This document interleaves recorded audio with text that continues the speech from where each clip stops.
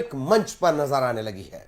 PM Shahbaz शरीफ से लेकर पाकिस्तान की सत्ता और विपक्ष में बैठे नेता कभी बड़ी सैन्य कार्रवाई की गीदड़ भभकी दे रहे हैं तो कभी न्यूक्लियर परमाणु हथियारों के इस्तेमाल की।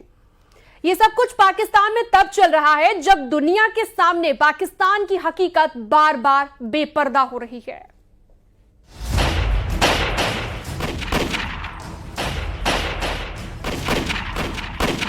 बाईस अप्रैल को पहलगाम में हुए आतंकी हमले के बाद से भारत अभी भले ही साइलेंट मोड में है, लेकिन ये चुप्पी पाकिस्तान को खाए जा रही है। वो भी इस कदर कि पाकिस्तान के बड़े बड़े नेताओं को ये समझ पाने में मुश्किल हो रही है कि वो भारत की इस चुप्पी का मुकाबला कैसे करें, क्योंकि यही चुप्पी पाकिस्तान के लिए पहाड़ बन गई है।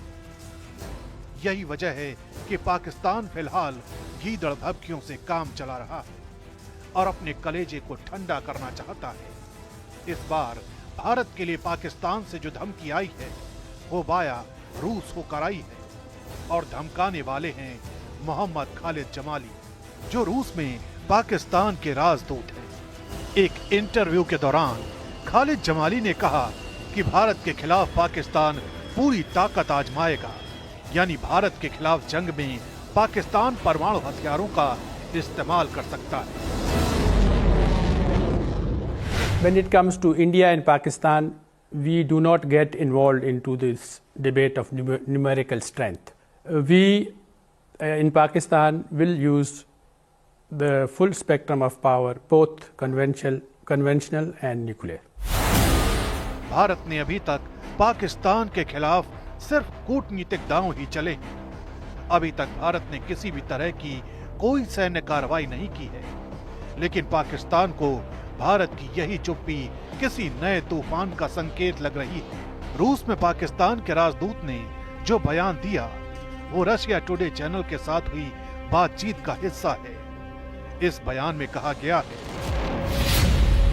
कि पाकिस्तान के पास भारत की सैन्य कार्रवाई से जुड़ी योजना की पुख्ता जानकारी है। खालिद जमाली ने दावा किया कि कुछ लीक हुए दस्तावेजों में पाकिस्तान के कुछ क्षेत्रों पर हमले की योजना बनाई गई है। इसके अलावा खालिद जमाली ने यह भी कहा कि हमला करीब है और कभी भी हो सकता है।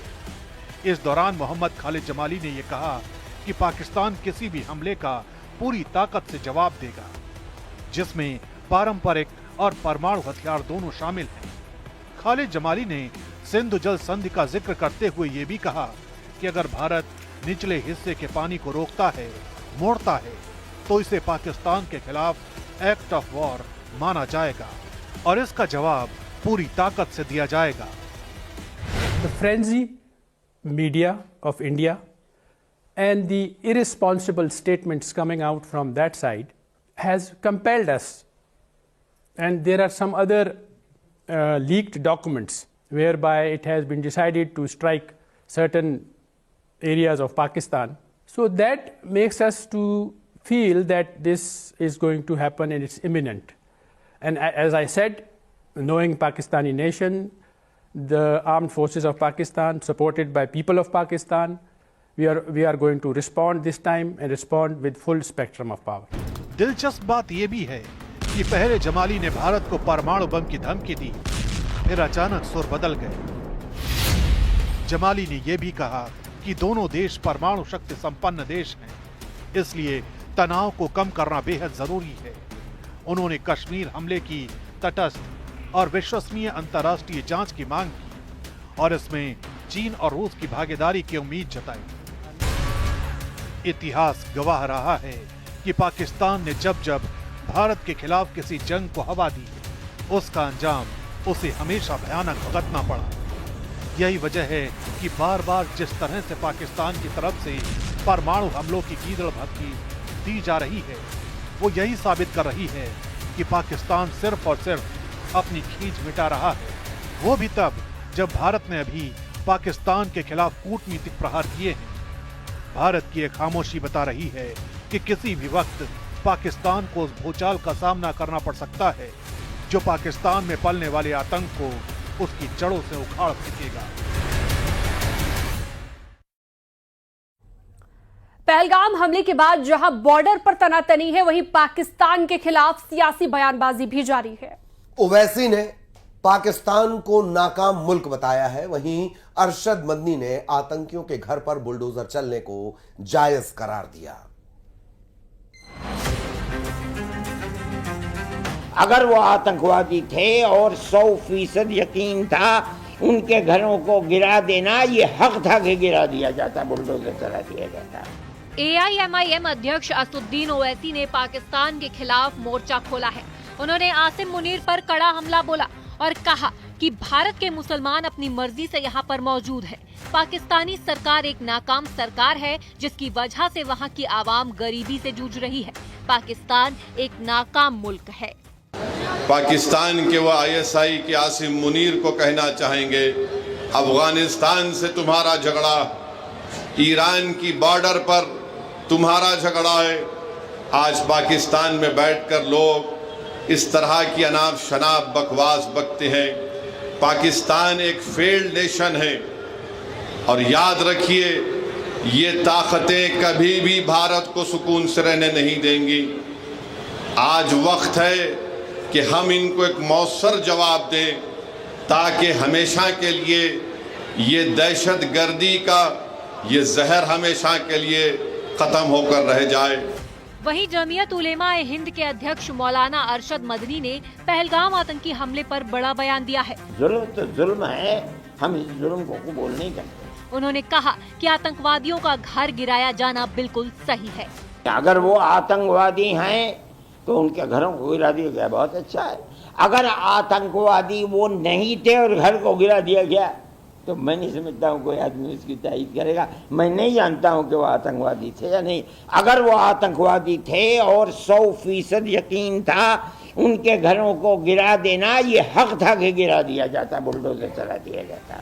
पाकिस्तान के खिलाफ ओवैसी लगातार बयान दे रहे हैं। उनकी मांग है कि POK में आतंक के नेटवर्क को अब भारत को ध्वस्त करना चाहिए। वहीं अरशद मदनी भी आतंकियों के घर गिराए जाने को जायज ठहरा रहे हैं। न्यूज़ 18 के लिए ब्यूरो रिपोर्ट।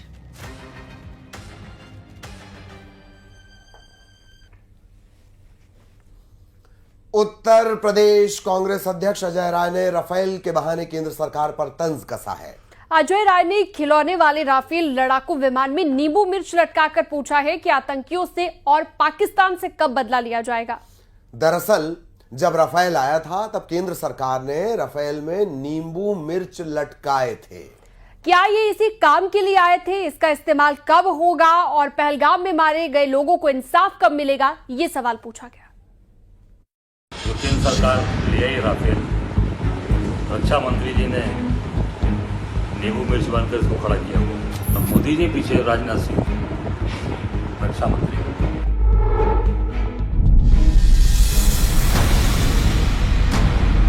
राफेल विमान में नींबू मिर्ची बांधे नजर आ रहे हैं यूपी कांग्रेस के अध्यक्ष अजय राय। पहलगाम हमले के बाद सरकार पर तंज कसते यूपी कांग्रेस अध्यक्ष अजय राय सरकार से पूछ रहे हैं कि इनका इस्तेमाल सरकार कब करेगी।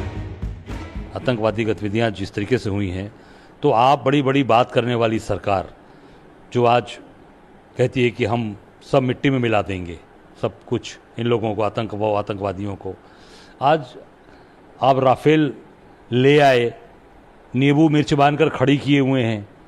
आपको याद होगा, मैंने नहीं बांधा है, वो बांधा है, इस केंद्र की सरकार ने बांधा है। रक्षा मंत्री ने नींबू मिर्च बांधकर खड़ा किया हुआ है। ये किसी जो लाए हैं उसका उपयोग कब होगा? कब आतंकवादियों का सफाया होगा? कब आतंकवाद को बढ़ावा देने वाले लोगों को सफाया करेंगे? ये देश जानना चाहता है। अजय राय के सवाल को लेकर बीजेपी नेताओं ने पलटवार करना भी शुरू कर दिया है। बीजेपी नेता RP सिंह ने कहा, पाकिस्तान से लड़ाई में राफेल पर नींबू मिर्ची की जगह अजय राय को बांध भेज दें।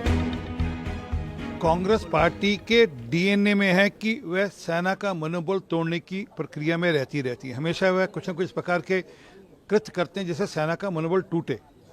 और कांग्रेस लगातार, वह राहुल गांधी हो, चन्नी हो, वो अब अजय राय हो, ये सबका सब यही सब काम करते हैं।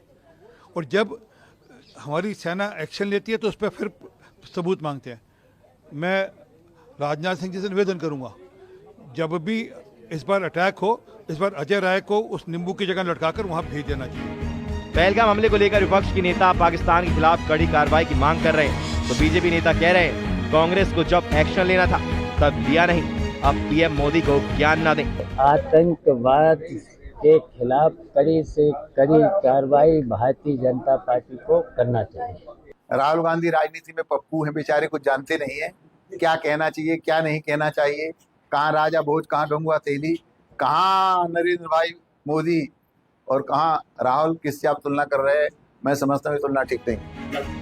पहलगाम हमले पर जारी सियासी वार पलटवार थमने का नाम नहीं ले रहा है। मोदी सरकार जहां पाकिस्तान पर राजनीतिक और कूटनीतिक स्तर पर शिकंजा कस रही है, वहीं विपक्ष सैन्य कार्रवाई की मांग करने लगा है। न्यूज़ 18 के लिए ब्यूरो रिपोर्ट।